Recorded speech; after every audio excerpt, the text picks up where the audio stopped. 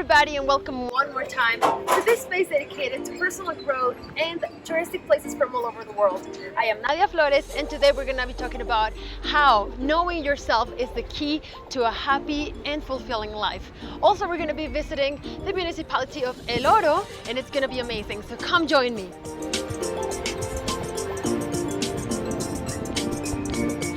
We are now in beautiful El Oro, one of the 125 municipalities of the state of Mexico.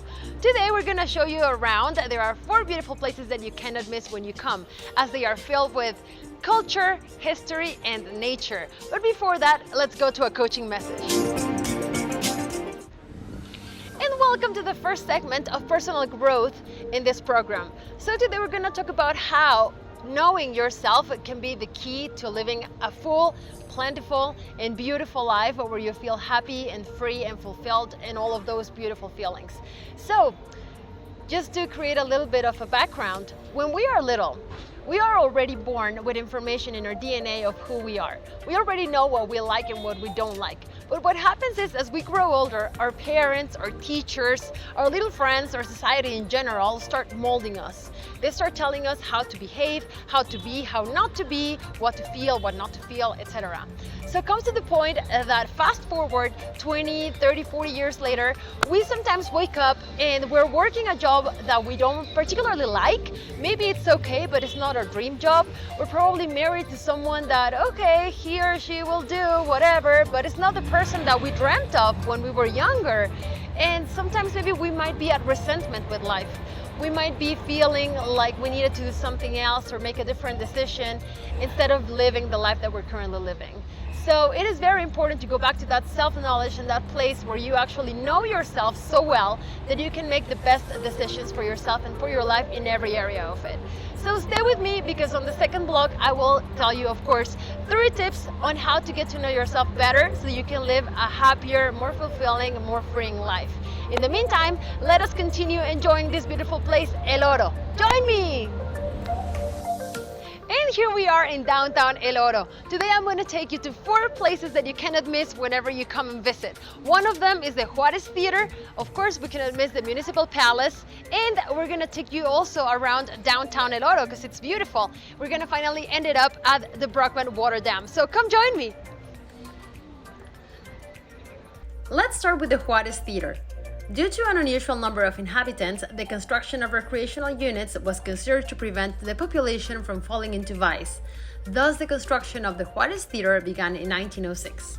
It is a beautiful neoclassical building with Moorish decoration and carved wooden rooms. The stone facade, the sidewalls, and the interior decoration belong to Art Nouveau style. Its inauguration took place on February 5, 1907 with a great zarzuela performance. In its heyday, this theater was the scene of high-level shows, and currently it is the venue where plays, opera, music, dance, children's shows, festivals, conferences, and government reports are held. This place is stunning. Do not forget to visit it when you're in the area. We now go to the Municipal Palace. This is a centennial building from the beginning of the 20th century. Its construction lasted 3 years and 7 months and was put into operation on October 2, 1910. Its architecture has elements of the neoclassical and Art Nouveau styles. The east, north, and south facades belong to the neoclassical, and the portico, the Hall of Councils, which preserves the original ornamentation, and the towers are configured with Art Nouveau elements. At the entrance, we can see the mural Génesis Minero that portrays the life of inhabitants in those years and was created by the painter Manuel de Rugama. Throughout all these years, it has had some renovations and restorations which have given a new shine to this symbol of the El Oro culture. And after visiting this beautiful building, we go to the center, where, as in most of the centers of the towns of Mexico, there is a kiosk in the center of a park which is surrounded by restaurants, cafes, and other small businesses, such as bars, clothes stores, and even grocery stores. It is really nice to walk through the streets of the center while enjoying the traditions of its town. And now we'll leave the center and its antique buildings behind to go to our last stop, the Brockman Dam. This dam, which is currently a peaceful lagoon, was built in the 19th century to meet the enormous demand for water from mining companies that then exploited the water resources of El Oro, a place that was an important mining headquarters in Mexico and that at the time was even one of the most prosperous and wealthy ones in the world. The Brockman Dam has a water surface that simulates a huge mirror surrounded by pine and cedar forests. Beautiful farms, a spa, and a restaurant have been built here. This place is ideal for tourists who wish to camp, have picnics, hikes, and practice sport fishing for trout. There are also ATV rental services and horseback riding. It also offers the rental of cabins. And we've come to the end of our tour of El Oro, but we have to return for the second part because this small municipality has many places to see and visit. Meanwhile, we're going to our next block of personal development where I will give you 3 tips to improve your life. Here we go! And welcome to the second segment of personal growth.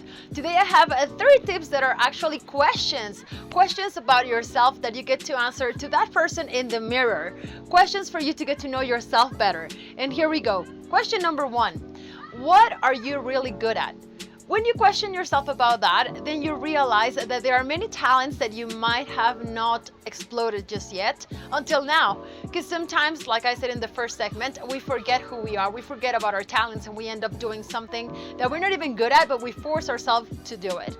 So yeah, of course, as human beings, we have the capacity and the full-on capacity to learn anything we want to learn. Our brains are so capable of doing anything. However, we have already innate talents and innate gifts that we can use. So explore a little bit into that, and maybe you can find talents and gifts that you haven't discovered before, or that you were not aware, or maybe you put them to the side. So I encourage you to do that.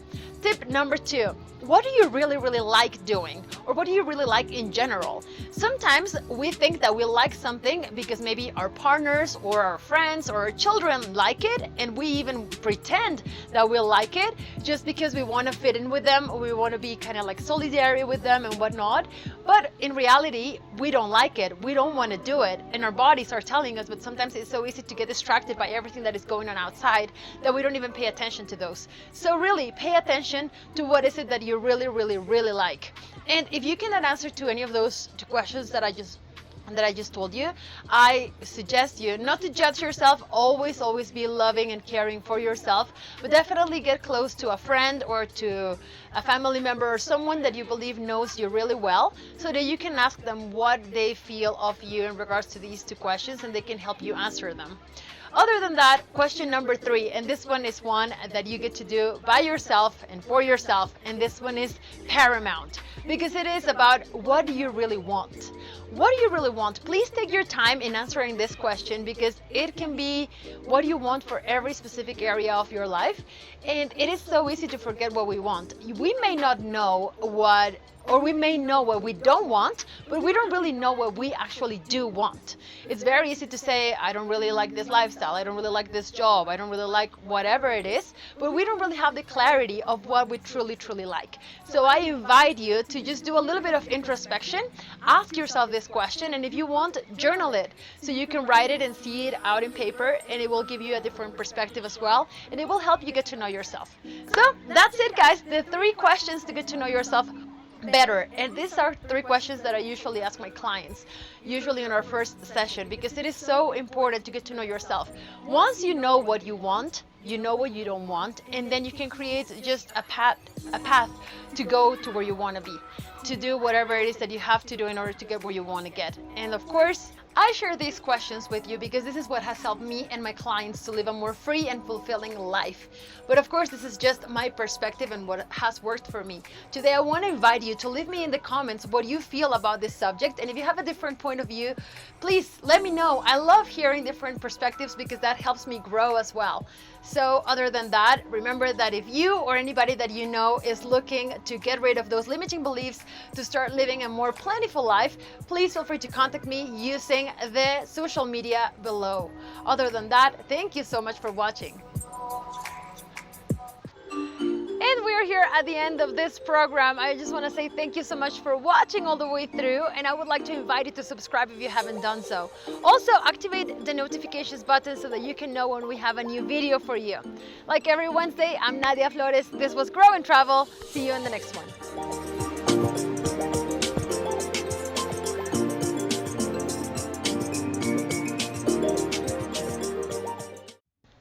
Once again, thank you so much for watching another episode of Grow and Travel.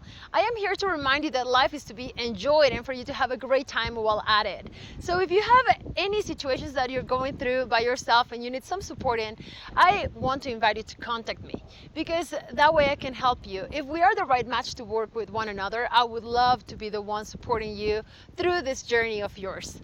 My email is nfloresh@gmail.com, and you can also do so through the social media of the channel just below. Once again, I'm Nadia Flores. Bye.